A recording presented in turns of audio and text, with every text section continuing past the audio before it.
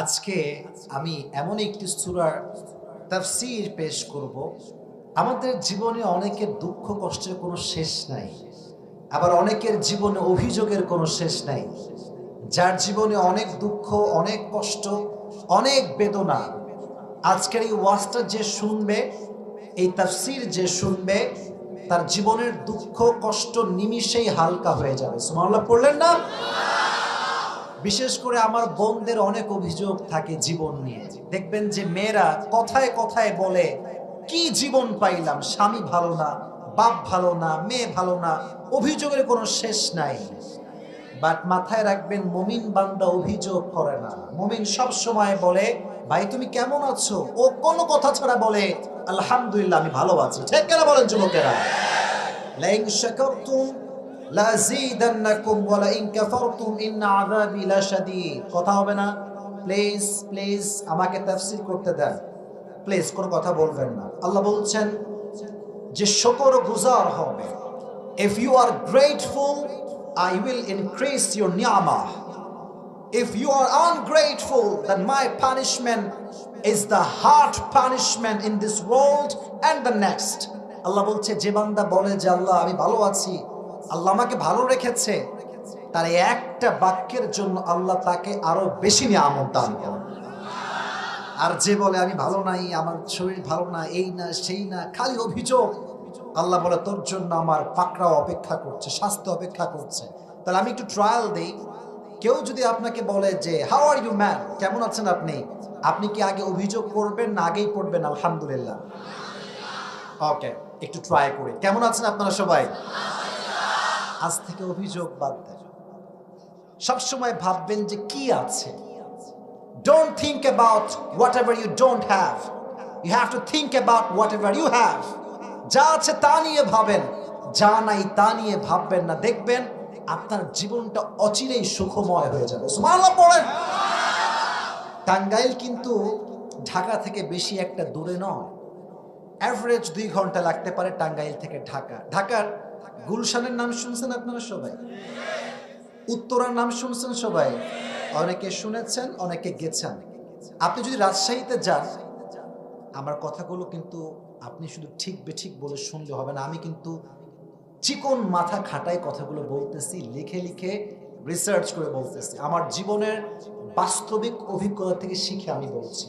আপনারা থাকেন টাঙ্গাইলের ভেতরে, এখানে আপনাদের বিশ্ব রোড আছে, ওখানে 2 ঘন্টা দাঁড়া থাকবেন, দেখবেন কোনো রেঞ্জ রোভার নাই, কোনো BMW নাই। আপনি গুলশানে যাবেন, দেখবেন প্রত্যেকটা সেকেন্ডে সেকেন্ডে আপনার সামনে দিয়ে হয় BMW যাবে, না হয় রেঞ্জ রোভার যাবে। কথা ঠিক আছে না যুবক ভাইয়েরা? এটা আমি এই প্রশ্ন গুলশানে গিয়েছিলাম, জাস্ট এটা ওয়াজে বলছি এই জন্য, এখানে শিক্ষার বিষয় আছে। আমি আসিফের গাড়ি খুবই নর্মাল, জাস্ট প্রোগ্রামের জন্য এটাকে কিনা হয়েছে। আমি আসিফ যদি ভাবি কিরে গুলশানে এই লোকের কাছে রেঞ্জ রোভার আছে, মার্সিডিজ আছে, রোলস রয়েস আছে, আমার কাছে তো কিছুই নাই, আমি কখনো সুখী হতে পারবো না। আমি যদি টাঙ্গাইলের রেলওয়ে স্টেশনে যাই আর দেখি ছোট্ট একটা বাচ্চা, দুধের বাচ্চা, ঠান্ডায় কনকনে শীতে কাঁপছে, চাদর নাই, বালিশ নাই, খেতা নাই, মা এমন অবস্থায় বসে আছে, সন্তানকে যে দুধ পান করাবে, বুকের দুধ, যেহেতু 3 বেলা খানা পায় না, বুকের দুধটাও শুকায় গেছে, ওরে দেখলে আমার মন চাইবে যে আমি পৃথিবীর সবচেয়ে সুখী মানুষ। উনজুরু ইলা মান হুয়া আসফালা মিনকুম ওয়া লা তানজুরু ইলা মান হুয়া আ'লা মিনকুম। Don't look at those who are higher than you. যারা তোমার চাইতে উঁচু লেভেল বিলং করে, আরো ভালো আছে, এদের দিকে তাকায়ও না। যারা তোমার চাইতে খারাপ আছে, নিচু পজিশনে আছে, তাদের দিকে তাকাও, তোমার এই দিলটা খুশ দ্বারা ভরপুর হয়ে যাবে। সুবহানাল্লাহ পড়ো। তো আজকে যে সূরা তাফসীর করব, সূরাটা কোরআনের ভেতরে সবচেয়ে মোটিভেশনাল সূরা। আর আমি অগ্রিম একটা অ্যানাউন্সমেন্ট দিচ্ছি, ঘোষণা বলতে পারেন। আমার আজকের এই ওয়াজের কথাগুলো যে শেষে গিয়ে বলতে পারবে, আমি আসিফের পক্ষ থেকে আজকে রানাগাছার মাটিতে তাকে আমি পুরস্কৃত করব। এখন কে পুরস্কার নিতে রাজি আছেন একটু মাথায় চিন্তা করে নেন। যদি মনোযোগ দিয়ে শোনেন আপনি কিন্তু বলতে পারবেন। মনোযোগ আছে সবার ইনশাআল্লাহ? তাকবীর দেন, লিল্লাহি তাকবীর। কোরআনুল কারীমের আজকে যে সূরা থেকে আমরা তাফসীর শুনবো, সূরাটা হচ্ছে 93তম সূরা। কত number? This is the basic knowledge of this surah. 93 number সূরা। এই সূরার আয়াত সংখ্যা হচ্ছে 11টা আয়াত সংখ্যা। প্রত্যেক সূরার মাঝে দুটি পার্ট আছে, একটা হচ্ছে মাক্কি আর একটা হচ্ছে মাদানী। এই সূরাটা হচ্ছে মাক্কি সূরা, 30 পারার শেষের দিকে এটি অবস্থিত, 17 নাম্বার পৃষ্ঠায় এটি অবস্থিত। তাহলে আজকে আমাদের মূল আলোচনার যেই সূরা, এটার নাম হচ্ছে সূরাতুদ দুহা। নামটা বলেন কি? সবাইকে বলতে হবে, নামটা বলেন কি নাম? দুহা। কোরআনের সবচেয়ে মোটিভেশনাল সূরা হচ্ছে দুইটা, এক সূরাতুদ দুহা আর এক হচ্ছে সূরাতু আলাম নাশরাহ। এই আয়াতগুলোতে আল্লাহ এমন কিছু মেসেজ দিয়েছে, যে বান্দা বুঝবে, মানবে, তার জীবনে অশান্তি বলতে আর কিছু থাকবে না। সুবহানাল্লাহ পড়ে। তো এই সূরাটার কিছু প্রেক্ষাপট আছে, শানে নুজুল আছে। এই সূরার বৈশিষ্ট্য কি জানেন? এই সূরা পড়ার সঙ্গে সঙ্গে মাথার যেই চাপ, মাঝে মাঝে আমরা ঘুমের ওষুধ খাই চাপ সামলাইতে। অনেক লোক আছে যারা চাপ কমাইতে মদ খায়, গাঁজাও খায়।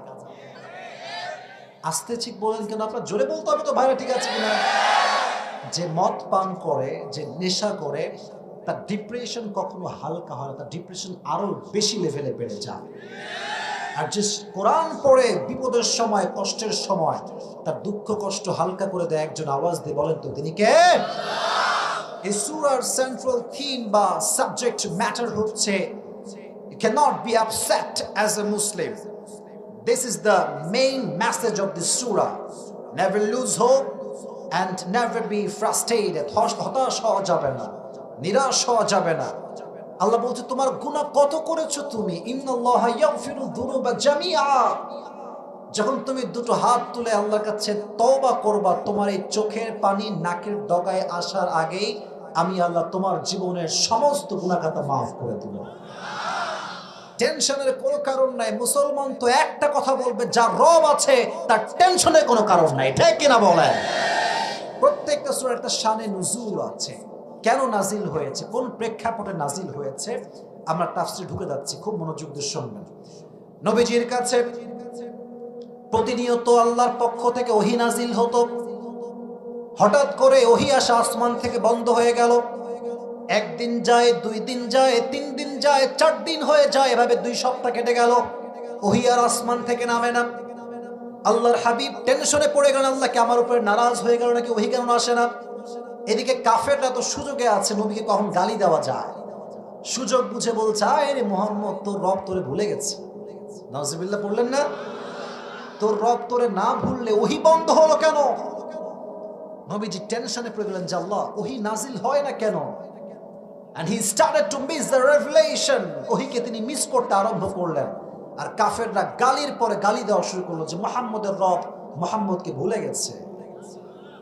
এবার আল্লাহ তাআলা সমস্ত কাফেরদের বিরুদ্ধে আয়াত নাযিল করলেন। আল্লাহ বললেন ওয়াদুহা ওয়াল লাইলি ইযা সাজা। নবী হে, সূর্যের কিরণের শপথ, আলোর শপথ, আর রাতের শপথ। রাত যখন হয় নিঝুম আর নিস্তব্ধ, আল্লাহ এই রাত দ্বারা ওহীর অনাগমন বুঝালেন, আর দিন দ্বারা ওহীর আগমন বুঝালেন। আচ্ছা, টাঙ্গাইলের রানাগাছার ভাইরা সারা দিন যদি আলোই থাকে, রাত না হয়, ভাল লাগবে? একটু সুন্দর জবাব বলেন, ভাল লাগবে? আবার সব সময় অন্ধকার, কোনো আলো নাই, সূর্য নাই, ভাল লাগবে? আল্লাহ বলছেন নবী হে, ওহী যদি নাজিল হতেই থাকে, ওহীর একটা প্রেশার আছে। অলওয়েজ নাজিল হলে আপনার শরীরটা দুর্বল হয়ে যাবে। দিন শেষে রাতের ঘুম যদি মানুষের না হয়, মানুষের শান্তি লাগে না। তো আমি যে আপনার ওহী বন্ধ করেছি, এটার কারণ এটা নয় যে আমি আপনার উপরে অসন্তুষ্ট, বরং আমি বন্ধ করেছি একটা কারণ, যে আমার নবী কষ্ট পাবে, আরাম করবে না, এটা আমি আল্লাহ আরশে আজিম থেকে সহ্য করতে পারবো না। সুবহানাল্লাহ পড়ে। আপনার শান্তির জন্য, আপনার আরামের জন্য ওহীকে বন্ধ করে দিয়েছে। একজন আওয়াজ দিয়ে বলেন তিনি কে? মা ওয়াদ্দাআকা রাব্বুকা ওয়া মা ক্বালা। Your Lord has not forgotten you, ya prophet. নবী হে, আল্লাহ তো আপনাকে ভুলতে পারে না। সবাই সবাইকে ভুলতে পারে, বাট আল্লাহ কাউকে ভুলতে পারে না। আজকে সমাজ, যুব সমাজ আজকে বেশি আসছে। আজকাল তো বাংলাদেশে প্রেমের কোনো শেষ নাই, রিলেশনের কোনো শেষ নাই। আর এখানে অনেক বোনেরা আসেন, আমি জানি প্রত্যেকটা বোনকে আমি সম্মান করি। আচ্ছা, মাহফিলে এত বোরকাওয়ালি মেয়ে আসে, পার্কে যেই বোরকাওয়ালিরা প্রেম করে এরা কারা? ঠিক আছে না যুবক ভাই? আমার কথাটা, আমি কোনো বোনকে অসম্মান করছি না। আমার কথা হচ্ছে, দাড়ি রাখলেই যেমন দিনদার হওয়া যায় না, বোরকা পরলেই তেমন প্রকৃতপক্ষের দিনদার হওয়া যায় না। দিনদার হতে হলে এই যে এখানে যে জায়গাটা আছে না, এটা পরিষ্কার হতে হবে। আমি স্পষ্ট দেখেছি অনেক বোরকাওয়ালি মেয়ে প্রেম করছে ঢাকাতে। আমি দেখেছি যে ওর সঙ্গে আছে টাটকা টিকটকার, ওর দুই পাশে দুই চুল কিছুই নাই, মাঝখানে ঘোড়ার মতো সদা লম্বা লম্বা সজারুর মতো চুল। তো আমি দেখে বুঝলাম যে আজকালকার মেয়েদের রুচি এই পরিমাণ নষ্ট হয়েছে যেটা মুখ দিয়ে বলা সম্ভব নয়। ঠিক কিনা বলেছে? তো যেটা আমি বলছিলাম, এই প্রেমে দেখবেন যখন প্রেম শুরু হয়, নয়া নয়া প্রেম, আরে বাপ রে, हम तुम्हें कभी नहीं छोड़ेंगे, मर जाएंगे लेकिन नहीं छोड़ेंगे। তো এক মেয়ে তার, আপনাকে রাগটা করছেন নাকি আমার কথায়? যদি রাগ করেন তাহলে আমি জাস্ট তাফসিরি বলবো, বাস্তবে কোনো কথা বলতে পারবো না। বলা যাবে তো ইনশাআল্লাহ? একটা মেয়ে তার বয়ফ্রেন্ডকে বলছে যে, জান তোমার সঙ্গে আমার কখনো ভালোবাসার ব্রেকআপ হবে না, যদি হয় সেদিন মৃত্যু হবে। সেদিন কি হবে? মৃত্যু হবে। তো কয়েকদিন পরে গার্লফ্রেন্ড বলছে ব্রেকআপ। তো বয়ফ্রেন্ড বলছে, কি রে ব্রেকআপ কেন? তুমি তো বলছো মৃত্যু পর্যন্ত আমাদের ব্রেকআপই হবে না। বলছে, আমি বলেছিলাম মৃত্যু হলে, কার মৃত্যু এইটা বলি না, আমার নানি মরছে তোর সঙ্গে ব্রেকআপ। তার মানে আজকাল যত ভালোবাসা আছে ভেজাইলে ভালোবাসা, আজকে ভালোবাসে কালকে সরকারি টাকলাকে বিয়ে করে ফেলায়। আল্লাহ বলছেন, মা ওয়াদ্দাআকা রাব্বুকা ওয়া মা ক্বালা, আমি যারা ভালোবাসি তারা কখনো আমি ভুলতে পারি না। সুবহানাল্লাহ পড়েন। নবী হে টেনশন করবেন না, আল্লাহ আপনার সঙ্গে আছে না নাই? তো ওহীর কষ্ট কত বেশি ছিল একটু মনোযোগ দিয়ে শুনবেন। ওহী যখন আকাশ থেকে নাজিল হতো, আরশে আজিম থেকে জিবরাইলের মাধ্যমে নাজিল হতো, ওহীর ভারে নবীর গলা এবং দাড়ি সব ঘেমে যেত। আর এক হাদিসে আসছে, ওহী যখন নাজিল হতো, আল্লাহর হাবিব যদি ঘোড়াতে থাকতেন, ঘোড়া যখন দাঁড়িয়ে থাকতো, ওহী নাজিল হলে ঘোড়ার পাটা জমিনের ভেতরে দেবে যেত। ওহীর এতটা ভার ছিল। মিথলা সালসালাতিল জারাস। আচ্ছা, স্কুলে যখন ছুটি হয় এটা কি দেয়? ঘন্টা। এই ঘন্টার ধ্বনির মতো ওহী নাজিল হতো, আওয়াজ বিকট শব্দে ওহী নাজিল হতো। মিয়া আপনি আমি তো ইসলাম পাইছি সহজে, যত কষ্ট করেছেন আমাদের প্রিয় নবী আল্লাহর হাবিব সাল্লাল্লাহু আলাইহি ওয়াসাল্লাম, সুবহানাল্লাহ পড়েন। ওহীর একটা ভার ছিল, কষ্ট ছিল। আল্লাহ বলেন, নবী এত কষ্ট আপনি সহ্য করবেন আর আল্লাহ আমি দেখবো তাকায় তাকায়, এটা হতে পারে না। আপনার কষ্টকে হালকা করার জন্য আমি আল্লাহ ওহীকে বন্ধ করেছি। সুবহানাল্লাহ পড়লেন না? তো এটা ছিল শানে নুজুল। এবার আল্লাহ বলছেন, ওয়ালাল আখিরাতু খায়রুল লাকা মিনাল উলা। ও নবী, দুনিয়ার কোনো টেনশনে আপনি চিন্তিত হবেন না। মাথায় রাখবেন, পরকালটা হচ্ছে আসল জগৎ, দুনিয়ার জগৎ কিছুই নয়। দুনিয়াতে আজ আছি, কালকে যে বেঁচে থাকবো কোনো গ্যারান্টি আমাদের কাছে আছে? কোনো গ্যারান্টি নাই। কয়েকদিন আগে আমার একজন পরিচিত মানুষ ছিল, একদম তরতাজা মানুষ। হঠাৎ করে শুনছি তিনি দুনিয়াতে আর নাই। এরকম আমাদের অনেকেই আছি আমরা, আমাদের ফ্রেন্ড ছিল, ভাই ছিল, এলাকার লোক ছিল, হঠাৎ করে এলাম যে ভাইটা নাই। এর মানে হচ্ছে দুনিয়ার জীবনে আজ আছি কাল নাই, এটাই হচ্ছে দুনিয়ার জীবন। আল্লাহ বলছেন, নবী এটা তো ক্ষণস্থায়ী জীবন, আপনি খালি আমার কাছে আসেন, আপনার কোনো সুখের শেষ থাকবে না। সুবহানাল্লাহ পড়েন। এবার আল্লাহ বলছেন, ওয়ালা সাউফা ইউতিকা রাব্বুকা ফাতারদা। নবী হে, কাফেররা আপনাকে কষ্ট দেয়, আঘাত করে, মাথায় রাখবেন। এই তোমরা আওয়াজ করছো কেন? What is this? প্রত্যেকটা যুবক এখানে কলিজার থেকে আমার ওয়াজ শুনছে, কথা ঠিক আছে যুবক ভাইরা? আমার কথাটা কোনো নয়েজ ক্রিয়েট করা যাবে না, মাথায় রাখবেন। শেষ ভালো যার, শেষ ভালো না যার, কিছুই ভালো না তার। মাথায় রাখবেন, ওয়াজ শুরু যেমন হয়েছে তেমন করে শেষ হবে। রাজি আছেন তো ইনশাআল্লাহ?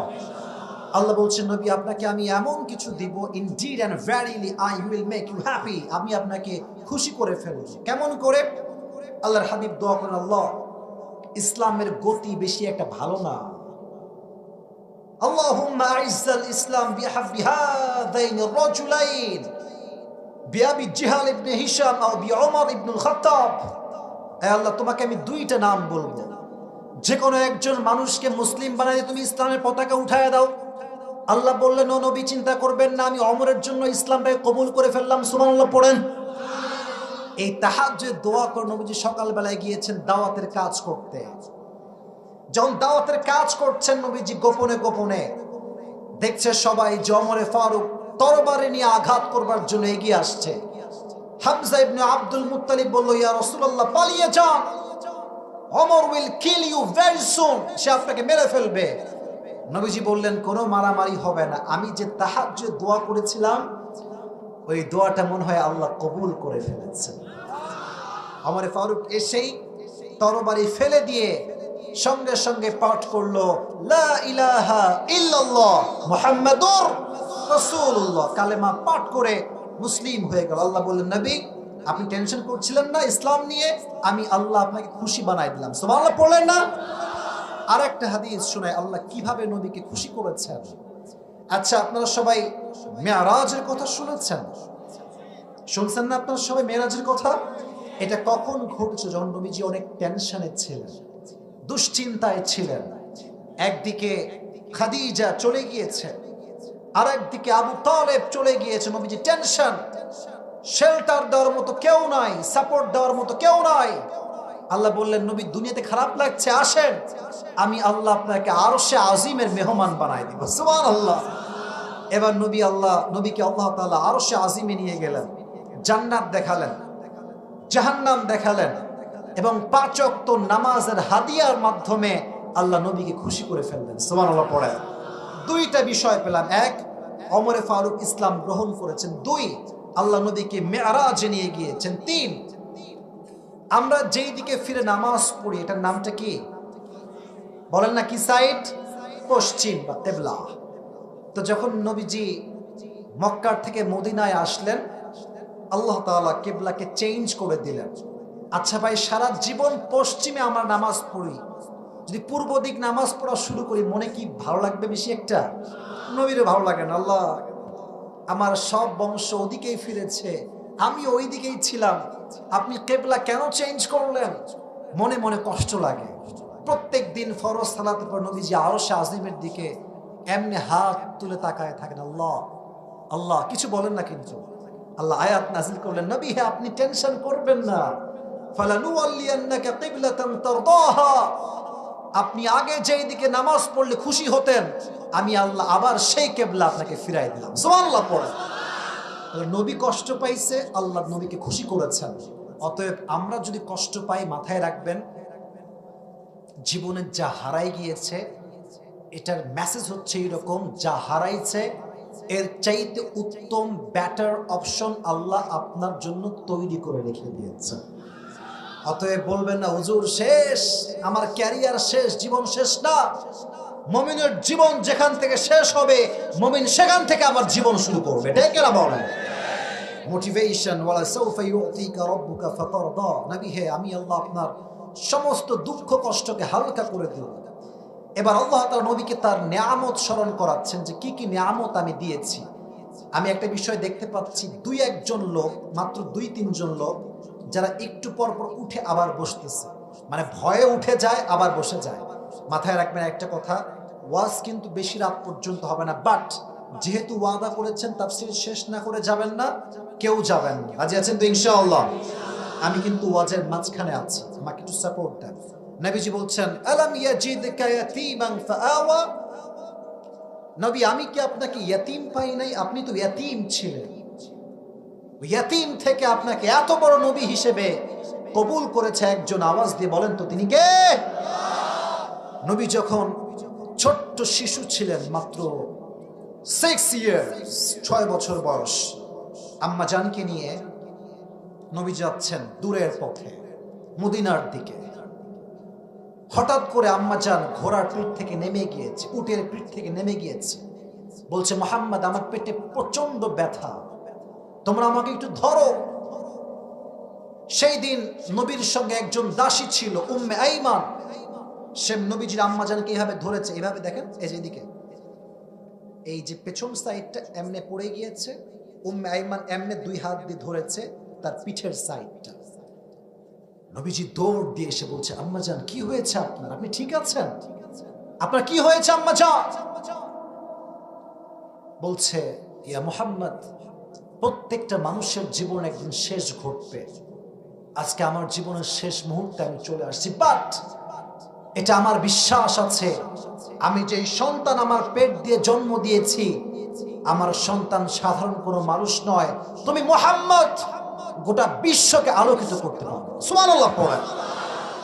এই কথা বলেই নবীর আম্মাজান চোখ বন্ধ করলেন, জায়গা ইন্তেকাল, শেষ। নবী তো মাত্র 6 বছর বয়সের মাত্র বাচ্চা, যুবক হতে পারে নাই।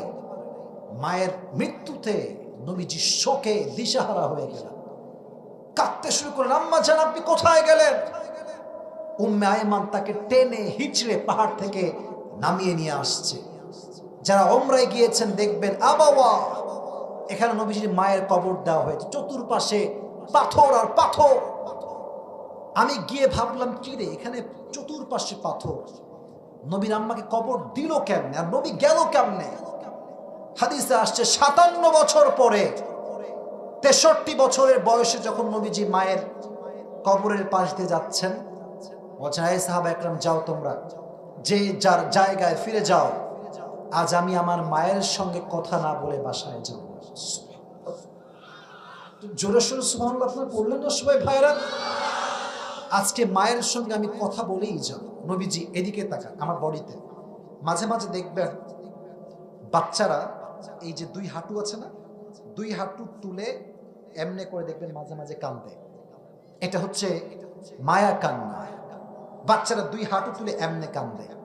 তো নবীজি কবরের পাশে বসেছেন, বিশ্বনবী সাইয়্যিদুল কাউনাইন সাইয়্যিদুল মুরসালিন কবরের পাশে একজন বাচ্চার মতো বসে আছে, দুই হাঁটু তুলে এমনে দুই চোখ থেকে কাঁদতেছে ফুপিয়ে ফুপিয়ে, আর বলছে, আম্মাজান আপনি তো জানতেন যে দুনিয়াতে আপনি ছাড়া আমার কেউ ছিল না, আপনি আমাকে রেখে কোথায় চলে গেলেন? আপনি কোথায় গেলেন আমাকে রেখে? আম্মাজান, দুনিয়া বড় স্বার্থপর, প্রকৃতপক্ষের ভালো শুধুমাত্র মাই বাসতে পারে, দুনিয়ার কোনো মানুষ মায়ের মতো কাউকে ভালোবাসতে পারে না, ঠিক কিনা? আপনি আমাকে রেখে কোথায় গেলেন আম্মাজান? নবীজি ফুপিয়ে ফুপিয়ে কাঁদছেন। সাহাবায়ে কেরামের হাদিস থেকে এই কথা আসছে। তো আল্লাহ বললেন, আলাম ইয়াজিদকা ইয়াতীমান ফাআওয়া, নবী আপনি তো ইয়াতীম ছিলেন, আপনাকে বড় করেছে, আশ্রয় দিয়েছে একজন, তিনি কে? এবার আল্লাহ বলছেন, ওয়াজাদাকা দাল্লান ফাহাদা, ও নবী আপনি পথ ভুলে গিয়েছেন, আপনাকে সঠিক পথের দিশা দিয়েছে একজন, তিনি কে? এবার আসেন একটা সুন্দর আয়াত, সুন্দর মোটিভেশন, এটা বুঝতে হলে আমাকে জবাব দিতে হবে। আল্লাহ বলছেন, ওয়াজাদাকা আইলান ফাআগনা, নবী আপনি একজন গরিব মানুষ ছিলেন, আপনাকে ধনী বানিয়েছে কে? এবার আসেন প্রশ্ন করি, টেস্ট করি যে আপনাদের মনোযোগ কতটুকু আছে এবং আপনার কতটুকু নলেজ ইসলামের রাখেন। তাকবীর দেন, লিল্লাহি তাকবীর। মুরব্বী আব্বা জানরা, যুবক ভাইরা ডানে বামে যারা আছেন, listen to me with full concentration, মনোযোগ দিয়ে শুনবেন। বলেন তো, নবীজির the first wife, যিনি প্রথম ওয়াইফ ছিলেন, তিনি কি কুমারী ছিলেন না ডিভোর্সড ছিলেন? বলেন তো, সেই নারীর নাম ছিল কি? রাদিয়াল্লাহু তাআলা আনহা। ওনার প্রায় স্বামী মারা গিয়েছে, সন্তান যা ছিল ওনার কাছেই ছিল, স্বামী সব মারা গিয়েছে। আল্লাহ বলছেন, নবী আমি আপনাকে ধনী থেকে গরিব, গরিব থেকে ধনী কেমন করে বানিয়েছি জানেন? আপনাকে এমন একটা বউ দিয়েছি, যেই বউটা আরব বিশ্বের সবচাইতে ধনী ঘরের নারী। সুবহানাল্লাহ পড়লেন না? এখন আপনাদেরকে আমি এটা তাফসীরের অংশ হিসেবে পেশ করতে চাই, নবীর সঙ্গে খাদিজার বিয়ে কেমন করে হয়েছিল, এটা শোনার ধৈর্য সবার আছে তো ইনশাআল্লাহ? একজন মেয়ের যখন স্বামী মারা যায়, মেয়েটা বোঝে স্বামীর কত দাম। আজকে অনেক মেয়ের আছে স্বামী খোটা দেয় যে তোর কপাল ভালো, তুই আমার মতো একটা বউ পাইছিস রে। কথা বলেন, কথা বলেন, তোর কপাল ভালো, তুই তো কাইল্লা রে, আমি তো ফর্সা। আছে, এটা আমি আমার ফেসবুকে একটা ওই পেজ আছে, দেখবেন আবরারুল হক আসিফ নামে, ওখানে অনেক মাশাআল্লাহ যুবকরা আছে, অনেক বোনেরা আছে, প্রায় মেয়েদের মেসেজ যারা বিবাহিতা যে হুজুর আমার স্বামী ভালো না, আর স্বামীর মেসেজ বউ ভালো না, খোটা মারে। আর যুবকদেরকে বলবো, যুবকের একটা কথা শোনো, জীবনে এত টাকা কামাই করতে হবে হালাল ভাবে যেন তোমার বউকে দেখিয়ে ভ্লগ করে টাকা ইনকাম করতে না হয় আজকাল, ঠিক আছে? আজকাল বউ একটা পণ্য হয়ে গিয়েছে, বলতে আমি খুব দুঃখ পাচ্ছি, এটা পণ্য হয়ে গিয়েছে। বউয়ের রূপ দেখাবে, চুল দেখাবে, ঘাট দেখাবে, আরো অনেক কিছু দেখায় ভ্লগাররা টাকা ইনকাম করে। আর আমরা আবাল বাঙালি আছি, আমরা আবার বলি যে আমিও বিয়ের পর এরকম ভ্লগ করব। আছে না নাই বলেন না কেন, কথা বলেন না কেন? মাথায় রাখবেন, যে তার বউকে দেখিয়ে টাকা ইনকাম করে সে দায়ুসের সন্তান, ঠিক কিনা বলো যুবকেরা? সে দায়ুস, সে কখনো ভালো মুসলমান হতে পারে না। আমাদের কথা হচ্ছে ভাই, I am really sorry to say that, but এটা সত্য কথা। যে পুরুষ তার বউকে মানুষের সামনে দেখায় বেড়ায় যে দেখো আমার বউ কত সুন্দর, সে বীর পুরুষ নয়, সে কাপুরুষের সন্তান। বীর পুরুষের সন্তানের কথা হবে আমি আমার বউকে একা দেখবো, আর কেউ দেখতে পারবে না, ঠিক কিনা বলো যুবক ভাই? তো যখন খাদিজার স্বামী মারা গেল, উনি নিয়ত করলেন যে তাকাররারা খাদিজা আন্নাহা লান তাতাযাওয়াজা মাররাতান উখরা। খাদিজা বললেন যা হওয়ার হয়ে গিয়েছে, এটাই শেষ। I will never ever get married again. আমি জীবনে আর বিয়ে করব না। আল্লাহ বলছেন খাদিজা তুমি বিয়ে করবে না মানে তোমাকে এমন এক যুবকের সন্ধান দিব তুমি বিয়ে না করে কোথাও যাইতেই পারবে না। সুবহানাল্লাহ পড়ে। একদিন খাদিজা রাদিয়াল্লাহু তাআলা আনহা ঘুমিয়ে আছেন, খুব মনোযোগ দিয়ে হাদিসটা শুনবেন আমার কলিজার টুকরা যুবক ভাইয়ের আম্মা জানরা। রাতের অন্ধকারে ঘুমিয়ে আছে, হঠাৎ করে স্বপ্ন দেখছে রাতটা নির্মূল হয়ে গিয়েছে, চতুর্পাশে কোথাও কোনো আলো নেই, অন্ধকার। হঠাৎ করে খাদিজার চোখ পড়েছে আকাশের দিকে, দেখছে একটা সুন্দর চাঁদ আকাশে আছে। তাকানোর সঙ্গে সঙ্গে চাঁদটা খাদিজার দিকে দৌড় দিয়ে চলে আসছে। চাঁদ যখন আকাশ থেকে একটু জমিনের দিকে নেমেছে, চাঁদের আলোতে ওই অমাবস্যার রাতের অন্ধকারের মতো রাত চাঁদের আলোতে পুরো আলোকিত হয়ে গিয়েছে। ডান পাশে সুবহানাল্লাহ আওয়াজ খুবই কম, জোরে সোরে সুবহানাল্লাহ আপনারা পড়লেন না ভাইরা আমার? অন্ধকার রাত আলো হয়ে গিয়ে চাঁদের মাধ্যমে, এটা দেখে তার ঘুম ভেঙে গিয়েছে যে আমি কি দেখলাম এইটা।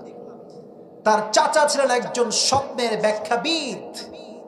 ঘুম থেকে উঠেই দেরি না করে তাৎক্ষণিক চাচার কাছে গিয়েছে, চাচা জান আমি এরকম স্বপ্নে দেখেছি চাঁদ আকাশ ভেঙে আমার দিকে ছুটে আসছে, আর চাঁদের আলোতে পুরো রাতটা জ্যোৎস্নার মতো আলোকিত হয়ে গিয়েছে। তো চাচা, what is the explanation of this dream? মা তা'বিরু হাযাল হুলম? এই স্বপ্নের ব্যাখ্যাটা কি? চাচা তাওরাত খুললেন, ইনজিল খুললেন, সব পড়ে উনি বুঝতে পারলেন যে ভাতিজি শোনো, এই স্বপ্নের ব্যাখ্যা হচ্ছে শেষ নবী যিনি হবে তাকে আল্লাহ তাআলা তোমার স্বামী হিসেবে কবুল করেছে। উনি তো খুশিতে বাগবাগু, আরে সব স্বামী চলে গিয়েছে, এবার একটা স্বামী মনে হয় আমার কপালে জুটবেই জুটবে। বাট অবাক করা বিষয় হচ্ছে নবীর সঙ্গে তার কোনোদিন দেখা হয় নাই, কোনোদিন মিট হয়নি যে তিনি দেখতে আসলে কেমন হবেন। তো নবী ছিলেন মক্কার জমিনে একজন বিশাল বিশ্বস্ত ব্যবসায়ী, টাকা পয়সা কম ছিল বাট বিশ্বস্ত মানুষ ছিলেন। কাফেররা, ইহুদিরা নবীর সঙ্গে ব্যবসার ডিল করত। কাফেররা কাফেরকে যে পরিমাণ বিশ্বাস করত না, তার চাইতে হাজার গুণ বেশি আমার নবীকে বিশ্বাস করত। আল আমিন, trusted, the most trusted worthy personality ever in the world, সবচেয়ে বিশ্বস্ত মানুষ। তো একদিন ব্যবসার ডিলিং এ খাদিজার কাছে নবীজি আসছেন তার ঘরে। তো ঘরে যখন খাদিজার এন্ট্রি নিয়েছেন নবীজি, পুরো ঘরটা খুশিতে বাগবাগুম হয়ে গিয়েছে। সুবহানাল্লাহ পড়েন। খাদিজার এই মনের হার্টবিটটা ধুক ধুক ধুক ধুক করতে শুরু করেছে। উনি কিন্তু শিওর না যে is he the last Messenger or not, উনি জানেন না। তো উনি তাওরাত খুললেন যে how will be the prophet look like, যে শেষ নবীর চেহারা কেমন হবে। উনি জানতে পারলেন শেষ নবী হবে সুঠাম দেহের একজন মানুষ, তার বুক হবে উঁচা, পেট হবে নিচা। কানা রাবআতাম মিনাল কওম, the prophet will be medium of size, neither tall nor short. খুব বেশি লম্বা হবে না, খুব বেশি বাটু হবে না, মিডিয়াম সাইজের মানুষ হবে। উনি আরো পড়লেন Azharul লাউন, the prophet will be bright colored. নবীর গায়ের রংটা হবে কালো নয়, আবার খুব সাদা নয়, আবার শ্যামবর্ণ নয়, নবীর গায়ের রংটা হবে লাবণ্যময় সুন্দর। আরো পড়তে শুরু করলেন আরো কি কি আছে, আরো কি কি আছে। উনি দেখলেন লেখা আছে শেষ নবীর চুল হবে পেছনের দিকে 3 সাইজে। এক, কখনো কানের লতি বরাবর, কখনো কানের মাঝ বরাবর, কখনো কাঁধ বরাবর। And the prophet was used to about long haircut and we call it babri cutting. এই পেছনে লম্বা চুল যেটা আমরা রাখি একদম গোজওয়ালা মোটা, এটাকে বলা হয় বাবরি কাটিং। নামটা কি? নবীর চুল হবে বড়। আর এই যে আপনারা টাঙ্গাইলের ভাইরা, আপনারা সবাই কাজী নজরুল ইসলামের নাম শুনেছেন? শুনছেন না আপনারা সবাই? ওনার ফেসবুকে ছবি দেখবেন যে ওনার চুলের এই মাঝখানে একটা সিতি আছে। নবীজির কানা ইউফাররিকু বাইনা শা'রি, নবীর এই চুলের মাঝখানে সিতি ছিল। যখন তিনি নামাজ পড়তে যেতেন আতর নিয়ে এই 2 চুলের মাঝখানে সিতিতে আতর দিতেন। যেখানে তিনি সেজদা দিতেন ওই সেজদার জায়গাটা খুশবুতে আমোদ হয়ে যেত। সুবহানাল্লাহ পড়ে উনি বুঝে ফেললেন সব পড়ে যে yes, he is the last Messenger, he is the most handsome personality that I have ever seen before. এরকম সুদর্শন পুরুষ তো আমি জীবনেও দেখি নাই, এটাই শেষ নবী হবে। উনি সামনে আসলেন, ব্যবসার ডিলিং হল। বাট ভাই রে ভাই, কাউরে পছন্দ হইলে বলা যে এত মুশকিল, এটা বলার কোনো ভাষা নাই। কাউরে পছন্দ হইলে যদি বলা খুব সহজ হতো, আজকের মাহফিলের 90% যুবকরা বিবাহিতরা আসতো। ঠিক কিনা বলে? বলাও যেমন সহজ না, বিয়ে করাও তেমন সহজ না। তুমি আজকালকার আপনারা বাবারা যারা আছেন, please don't mind, this is the reality and I have to talk about the reality. বাস্তব কথা আমরা বলতে কাউকে ভয় পাই না। আসতে ঠিক বললেন কেন আপনারা? বাবারা আজকাল চরিত্রবান যুবকের চাইতে টাকাওয়ালা যুবককে বেশি প্রাধান্য দেয়। একজন যুবক মাশাআল্লাহ 5 ওয়াক্ত নামাজি, দাঁড়িয়ে আছে, very handsome guy and very religious boy, mashallah, very perfect. আসছে, আব্বা জান, I wanna marry your daughter, this is my proposal, এটা আমার পক্ষ থেকে প্রস্তাব, আপনার মেয়ের বড় ভালো লাগে। তো বাবা জান বেশিরভাগ সময় দেখবেন তারা কখনো বলে না যে বাবা তুমি কি নামাজ পড়ো, তোমার কি দাড়ি কোথায়, তোমার চরিত্র খবর কি, না। Always they ask a question and that is बेटा तुम कितने पैसे कमाते हो पहले ये बताओ। টাকা তো টাকা থাকলে আব্বা জানা টাকলার সঙ্গে বিয়ে দিতে কোনো দেরি করে না।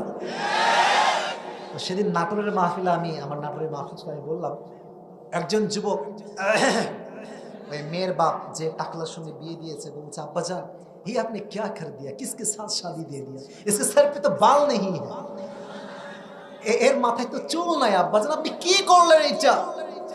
তো বাবা বলছে একটা অসাধারণ জবাব আর কি, বুঝাই कैसी बात कर रहे हो, सर पे बाल नहीं है तो क्या हुआ, जेब में माल तो है ना। মাথায় চুল না থাকলে কি হবে, পকেটে টাকা থাকলে বাপরা রাজি হয়ে যায়। ঠিক কিনা বলো? তবে সবাই একরকম না, সব বাবাকে এক পাল্লায় মাপা যাবে না। বাট আমি এতটুকু বলবো, যদি আব্বা জানরা টাকার চাইতে চরিত্রকে বেশি প্রাধান্য দেয়, দেশের ভেতরে জেনার সংখ্যা কমে যাবে, বিয়ের সংখ্যা বেড়ে যাবে। তো এখন খাদিজা প্রস্তাব দিবে কেমনে, খুব টেনশনে পড়ে গেছে। এখন মাথায় রাখবেন, যদি কাউকে পছন্দ হয় আগে নিজে যাবেন না, কাউরে ভায়া হিসেবে পাঠাবেন। চাচি হতে পারে, মা হতে পারে, বাপ হতে পারে। তুমি আগ বাড়ায় গেলে মায়ের খাওয়ার সম্ভাবনা একটু বেশিই আছে। তো খাদিজা ভাবলেন যে না, আমি প্রস্তাব দিলে বিষয়টা জমবে না। তোমার একজন দাসী ছিল, তার নাম ছিল নাফিসা। নাম কি? আপনার কথা বলার নাম ছিল কি? নাফিসা। বলো নাফিসা, শোনো, আমার একটা প্রস্তাব আছে এই যুবকের জন্য, তুমি একটু আমার পক্ষ থেকে প্রস্তাবটা দিয়ে দাও। নাফিসা যদিও বা একটু বয়স্ক মহিলা, বাট ভেতরে একটা লজ্জা মেয়ে হিসেবে আছে না নাই? নবীর কাছে আসছে, তখন তুমি নবুয়ত পান নাই, এসে বলছে আসসালামু আলাইকুম। উনি বলছেন ওয়ালাইকুম আসসালাম। কি খবর নাফিসা, আপনি কেন এসেছেন? বলছে লজ্জা পাচ্ছে যে কেন আসছি তো সরাসরি বলা যায় না। তো বলছে এমনি কথা বলার জন্য আসলে ব্যবসার খাতিরে আর কি, চালাকি করে আর কি। তো বলছে আচ্ছা একটা প্রশ্ন করব, ইফ ইউ ডোন্ট মাইন্ড, করা যাবে? বলছে অবশ্যই করেন, কোনো সমস্যা নেই। তো বলছে আচ্ছা আপনি তো মাশাআল্লাহ তাগড়া যুবক, ইয়াং মানুষ, যুবক ছেলে, আপনার বয়স 25 ইয়ার্স ওল্ড, 25 বছরের যুবক, আপনি আপনি বিয়ে করেন না কেন? তো নবীজি লজ্জা পাইছে, বলছে যে দেখেন বিয়ে তো করতে চাই, but I have lacking of money, টাকা পয়সা নাই। সত্য কথা, এটা হাদিস থেকে বলছি। বলছেন আমার কাছে টাকা পয়সা কম, জব নাই, চাকরি নাই, তাই বিয়ে করার সাহসটা আসলে পাচ্ছি না। তো নাফিসা সুযোগ বুঝে কোপ মারছে, বলছে আচ্ছা এই সমস্যা, it's not a big deal. আমার কাছে এমন একজন মেয়ের সন্ধান আছে যাকে বিয়ে করলে আপনাকে টাকাও দেওয়া লাগবে না, বাড়িও দেওয়া লাগবে না, খাওয়াও দেওয়া লাগবে না, ড্রেসও দেওয়া লাগবে না, বরং তাকে বিয়ে করলে আপনার কোনো কিছুর অভাব হবে না। সুবহানাল্লাহ, জোরে সুরে পড়লেন না আপনারা সবাই? এবার নবীজি বলছেন মান হিয়াল মারআ, সেই মেয়েটাকে, ওয়া মা ইসমুহা, সেই মেয়েটার নাম কি আমাকে বলেন। নাফিসা বলছে ইয়া মুহাম্মদ ইসমুহা খাদিজা, সেই মেয়েটার নাম হলো খাদিজা রাদিয়াল্লাহু তাআলা আনহা। সুবহানাল্লাহ। তো নবীজির ব্যাপারটা হচ্ছে এরকম, নবীও প্রথম দেখাতেই খাদিজাকে পছন্দ করেছেন। সুবহানাল্লাহ পড়লেন না? তো বলছেন না ঠিক আছে, আমি রাজি আছি, বাট আমার রিলেটিভস আছে, আমার চাচা না হলে আমি বিয়েটা করতে পারবো না, চাচাকে বলতে হবে। তো চাচা আসছে, বলছে মুহাম্মদ কি হয়েছে বলো। বলছে চাচা যান, আমার পক্ষে তো এটা একা করা সম্ভব নয়, খাদিজার পক্ষ থেকে এটা বিয়ের প্রস্তাব আসছে আমার জন্য, আপনি কি রাজি আছেন? বলছে আরে তো কপালের ব্যাপার, এরকম মেয়ে তো কোথাও পাওয়া যাবে না, বিয়ে করে ফেলো, কোনো সমস্যা নাই। বিয়ের জন্য আয়োজন করা হলো। এবার আসেন সুন্দর একটা কথা, বিয়ের ক্ষেত্রে অলিমা আছে না নাই? আয়োজন হয় না বিয়ে শাদীর জন্য? একটা আয়োজন হয় না, হয় না? আয়োজন বেশি একটা করবেন, যত বড় আয়োজন করবেন, খাওয়াবেন মানুষকে, মানুষ বড় বেঈমান, পেট ভরে খাবে, ধুমাইয়া খাবে, আর যাওয়ার সময় বলবে লবণ কম হয়েছে। বেশি আয়োজন করবেন না, নিজের বিয়ে নিজে খাবেন ভাই, আমি শিখাই দিচ্ছি। নিজের বিয়ে নিজে খাবেন, এনজয় করবেন, 14 গোষ্ঠীকে দাওয়াত দিয়ে খোঁড়া খাওয়ার দরকার আপনার নাই, ঠিক না বলা? তো ছোট্ট একটা আয়োজন হয়েছে। তো আবু তালেব বলছে তোমার মোহর কি দিব? আমার কাছে টাকা পয়সা খুবই একটা নাই, তোমাকে আমি 20টা উট মোহর হিসেবে দিব। কয়টা উট? তো খাদিজা বলছে ঠিক আছে দেন আমাকে, কোনো সমস্যা নাই, 20টা উটই আমি নিয়ে নিব। বিয়ে হয়ে গেল। বিয়ের পরে অলিমার একটা দরকার আছে। তো খাদিজা বললেন আমার যে 20টা উট আমি মোহর হিসেবে পেয়েছি নবীর পক্ষ থেকে, এই 20টা উট জবাই করে মেহমানদেরকে খাওয়াই দাও। What a broad minded personality man, কি বড় মনের মানুষ ছিলেন তিনি।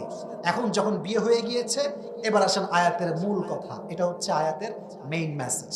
বিয়ের পরে মক্কার ভেতরে কানা ঘষা শুরু। আরে মুহাম্মদের মতো একজন ছোট্ট যুবক, যার টাকা পয়সা কিচ্ছু নাই, তাই খাচ্ছে কেন বিয়ে করলো, এটা নিয়ে একটা বড় ঝামেলা শুরু হয়ে গেল। সবাই বলল আজ থেকে আমরা খাদিজাকে সামাজিকভাবে বয়কট করলাম, তার সঙ্গে আমাদের আর কোনো কথাই নাই। এবার খাদিজা সবাইকে ডাকলেন, মদিনার মক্কার সব ধনী ব্যক্তিদেরকে ডাকলেন। আচ্ছা ভাই কি সমস্যা আপনাদের? আপনার স্বামী, আমার স্বামীর কি সমস্যা আপনাদের?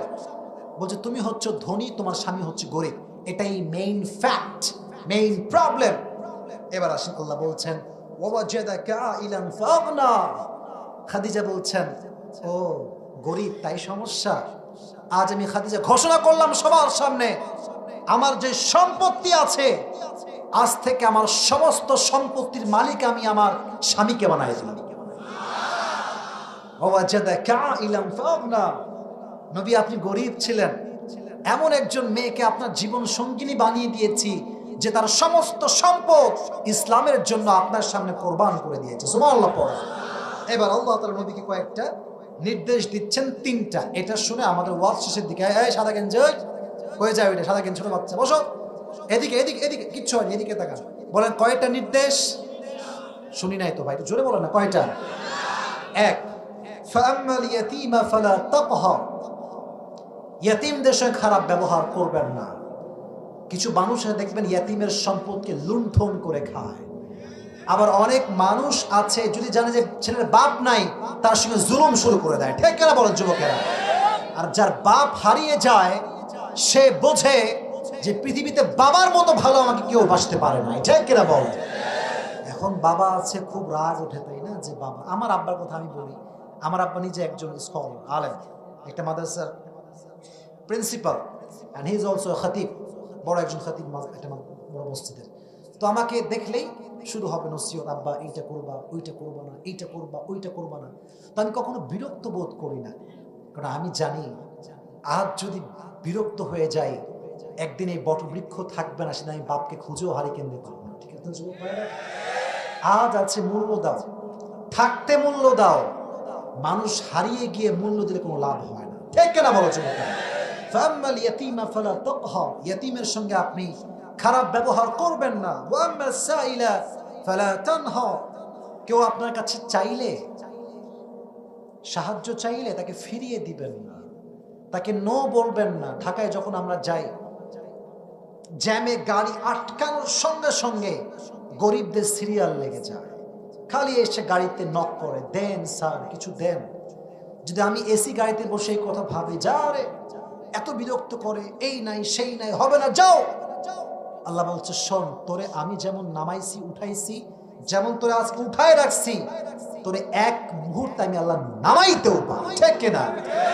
ওয়াতুইজ্জু মান তাশা ওয়া তুদিল্লু মান তাশা বিয়াদিকাল খায়র, সম্মান দেওয়ার মালিকও আল্লাহ তাআলা, লাঞ্ছিত করবার মালিকও আল্লাহ তাআলা। অতএব কাউকে ফিরিয়ে দিবেন না। মনে করেন কোনো গরিব আসছে আপনার কাছে মাত্র 10 টাকা আছে, আপনি 2 টাকা দান করেন। 500 টাকা আছে, আপনি 10 টাকা দান করেন, বাট দেন, কম হোক বেশি হোক দেওয়ার চেষ্টা করবেন। রাজি আছেন তো ইনশাআল্লাহ? সর্বশেষ আল্লাহ তাআলা বলছেন, ওয়া আম্মা বিনিআমাতি রাব্বিকা ফাহাদ্দিস, নবী হে, আমি আল্লাহ তাআলা যে নিয়ামত আপনাকে দিয়েছি, মানুষের সামনে সেই নিয়ামতগুলো বর্ণনা করবেন। মনে করেন আপনার যোগ্যতা আছে, এই যোগ্যতা আপনি প্রমাণ দিবেন। আপনাকে আল্লাহ অনেক সম্পদ দিয়েছে, এই নিয়ামত বর্ণনা করবেন। যা আল্লাহ নিয়ামত আছে যত বেশি শুকরিয়া তান বলবেন, আল্লাহ বলছে আমি আল্লাহ আরো ডবল তোকে বাড়াই দিব। সুবহানাল্লাহ। তাহলে এবার যুবক ভাইরা মনোযোগে চলে আসো। আমি বলেছি 12:30টার মধ্যে ওয়াজ শেষ করব, আমি আপনাদের বিরক্ত করব না। বাট এখন যে শ্রোতা এখানে বসে আছে, এরা হচ্ছে আসল শ্রোতা, আসল অডিয়েন্স। টাঙ্গাইলের রানাগাছের ভাইরা, যত বড় বক্তাই ওয়াজ মাহফিলে আসুক না কেন, সবাই কিন্তু বক্তার ওয়াজ শুনতে আসে না। অনেক লোক যারা পেছনে থাকে, এরা বক্তার শুধুমাত্র ফেস দেখতে আসে। এর কারণ আমি বলছি, আগে ঠিক বলবেন, আগে শোনেন। অনেক বক্তা ভাইরাল, আলোচনা ভাইরাল, অনেক নাম আছে, দাম আছে। তো তারা কি করে, আরে হুজুরকে তো সারা জীবন ফেসবুকে দেখছি, ইউটিউবে দেখছি, টিকটকে দেখছি, আচ্ছা সরাসরি দেখবো, চল, দেখা শেষ, বিদায়। আর কিছু শ্রোতা আছে যে হুজুরের ওয়াজ তো জীবনে সরাসরি শুনি নাই, তাফসীর শুনি নাই, আজকে যাব, শুনবো এবং দোয়া করে আসবো। তারাই হচ্ছে এই শ্রোতাগুলো আমার সামনে বসে আছে। ঠিক কিনা? তা আপনারা হচ্ছেন আমার আসল ভালোবাসার মানুষ। তা আপনারা এখন একটা কথা মাথায় রাখেন, আমি পুরো তাফসীরটাকে সামারি বলছি, সারাংশ। শুধু শুনবেন, কেন? যাতে করে আমি প্রশ্ন করলে উত্তর দেওয়া সহজ হয় এবং পুরস্কার নিয়ে আজকে বাসায় যাব। রাজি আছেন তো ইনশাআল্লাহ? তাকবীর দেন সবাই মিলে, লিল্লাহি তাকবীর। এবার আমাকে জবাব দিবেন, আজকে আমরা যে সূরা থেকে সংক্ষেপে তাফসীর শুনেছি, সূরাটার নাম ছিল, এই তো সবাই বলেছেন, আবার বলো নামটা কি? এটা হচ্ছে 93 নাম্বার সূরা। কত নাম্বার? এই সূরার আয়াত সংখ্যা হচ্ছে মোট 11। কত বলেন? সাউন্ড খুব ভালো, খুব আওয়াজ সুন্দর। এটা হচ্ছে মাক্কি সূরা। কি সূরা? যেই পাড়ায় এই সূরাটা আছে, এই পাড়ার সংখ্যা কত বলেন? 30। আরো যে বলেন কত? 30। দেখেন, এই সূরাটা হচ্ছে একটা ইন্সপায়ারেশনাল সূরা, মোটিভেশনাল সূরা। যে পড়বে, যে শুনবে, যে বুঝবে, তার কষ্ট দুঃখ হালকা করে দিবে কে? বলেন না, তিনি কে? এটা হচ্ছে এই সূরার একটা বৈশিষ্ট্য। এই সূরার সেন্ট্রাল থিম বা সাবজেক্ট ম্যাটার হচ্ছে you cannot be lose hope, তুমি তোমার হতাশা রাখতে পারবা না, তুমি হতাশ হতে পারবা না, তোমাকে ভরসা রাখতে হবে একজনের উপরে, তিনি কে? وَمَن يَتَوَكَّلْ عَلَى اللَّهِ فَهُوَ حَسْبُهُ, whoever trusts in Allah subhanahu wa ta'ala, Allah is sufficient for him. You have to trust in your Lord. Allah says in this ayah, whoever trusts in Allah subhanahu wa ta'ala, I am enough for him. যে ব্যক্তি আমাকে ভরসা করবে, আমি আল্লাহ একাই তার জন্য যথেষ্ট হয়ে যাব। জোরে সোরে সুবহানাল্লাহ পড়ুন আপনারা সবাই। তাহলে একটু ওয়াজটা মুখস্থ হিসাবে শুনবেন। এই ওয়াজের মূল বিষয়বস্তুর মেসেজটা হচ্ছে হতাশ হওয়া যাবে না, নিরাশ হওয়া যাবে না। 3 নাম্বার, এই সূরার শানে নুজুল হচ্ছে ওহী নাজিল হওয়া বন্ধ হয়ে যায়, কাফেররা তিরস্কার করতে শুরু করে, তখন আয়াতটা নাজিল করেছে কে? নবী হে। দিন শেষে রাত না আসলে যেমন ভালো লাগে না, ওহী যদি নাজিল হতেই থাকে আপনার কষ্ট হবে, আপনার কষ্টকে হালকা করবার জন্য আমি আল্লাহ তাআলা ওহীটাকে বন্ধ করেছি। সুবহানাল্লাহ পড়েন। তাহলে এটা হচ্ছে এই সূরার শানে নুজুল। এই সূরাতে আল্লাহ তাআলা নবীকে কি কি নিয়ামত দিয়েছেন তা বলেছেন, ওয়ালা সাউফা ইউতিকা রাব্বুকা ফাতারদা। নবী হে, আমি আল্লাহ আপনাকে অনেক নিয়ামত দিয়ে খুশি করেছি। এক নিয়ামত হচ্ছে যে আমি আল্লাহ তাআলা আপনাকে মেরাজের ভ্রমণ করিয়েছি। 2, আমি আপনার জন্য, ইসলামের জন্য ওমরে ফারুকের মতো একজন বীর বাহাদুর কাফেরকে মুসলিম বানিয়ে দিয়েছি। এই 2টা মেসেজ মাথায় রাখবেন, বেশি বললে কঠিন হবে। তাহলে কয়টা বিষয় থাকলো? নবীকে আল্লাহ 2টি বিষয় দিয়ে খুশি করেছেন, জাস্ট আমাকে 2টা বললেই হবে। 1, মেরাজে ভ্রমণ করিয়েছেন। 2, কাকে ইসলাম গ্রহণ করিয়েছেন? ওমরে ফারুক। এবার আসেন আল্লাহ নবীকে নিয়ামত স্মরণ করাচ্ছেন। 1, নবী ছিলেন ইয়াতীম, নবীকে বড় করেছে কে? 2, নবী পথ হারিয়েছেন, আল্লাহ নবীকে পথ দেখিয়েছেন। 3, নবী গরিব ছিলেন, তাকে ধনী বানিয়েছে কে? তাহলে 1 হচ্ছে নিয়ামত, 1 হচ্ছে আল্লাহ নবীকে ইয়াতীম থেকে বড় করেছেন। 2, নবীকে আল্লাহ তাআলা কি করেছেন? আল্লাহ বলছেন আপনি পথ ভুলে গিয়েছিলেন, আমি আল্লাহ সঠিক পথ দেখিয়েছি। 3, নবী আপনি গরিব ছিলেন, আপনাকে সম্পদ দিয়ে বড়লোক বানিয়ে দিয়েছে কে? এটা ছিল নবীর নিয়ামত 3টা। আর সর্বশেষ আল্লাহ নবীকে 3টা দিক নির্দেশনা দিয়েছেন। 1 হচ্ছে ইয়াতীমের সঙ্গে খারাপ ব্যবহার করা, বলেন না ইয়াতীমের সঙ্গে খারাপ ব্যবহার করা যাবে। 2, যদি কোনো গরিব আপনার কাছে আসে খালি হাতে, কথা বলেন, খালি হাতে ফিরিয়ে দেওয়া। আর সর্বশেষ আল্লাহ আপনাকে যে নিয়ামতগুলো দিয়েছে, আপনি নিয়ামতগুলো প্রকাশ করবেন, শুকরিয়া তার প্রকাশ করবেন, আপনার নিয়ামত আরো বেশি বাড়ায় দিবে কে? এবার একজন যুবককে চাই, যে যুবক বলবে যে হুজুর আমার মোটামুটি একটা আয়ত্ত আছে, আপনি প্রশ্ন করলে আমি উত্তর করতে পারবো। কে আছে? মাশাআল্লাহ। ওই যে দাড়িওয়ালা ভাইজান আগে হাত তুলেছে, আগে আসেন ভাই। হ্যান্ড মাইক কোথায়? হ্যান্ড মাইক, এই যে হ্যান্ড মাইক আছে, এই মাইকটা একটু দেওয়া লাগবে ওকে। মাইক ম্যান কোথায়? আসেন ভাইজান, তো মাশাআল্লাহ জুব্বা পরে হুজুর মাশাআল্লাহ, আসেন। আমি আশা করছি আপনি পারবেন ইনশাআল্লাহ। যুবক ভাইরা তাকবীর দেন সবাই, লিল্লাহি তাকবীর। এদিকে একটু এই সাইডে আসেন, বামে, যেন সবাই আপনাকে দেখতে পায়। কোনো ভয় নাই ম্যান, আমি আপনার সঙ্গে আছি, সবাই তার সঙ্গে আছে, আছে না নাই?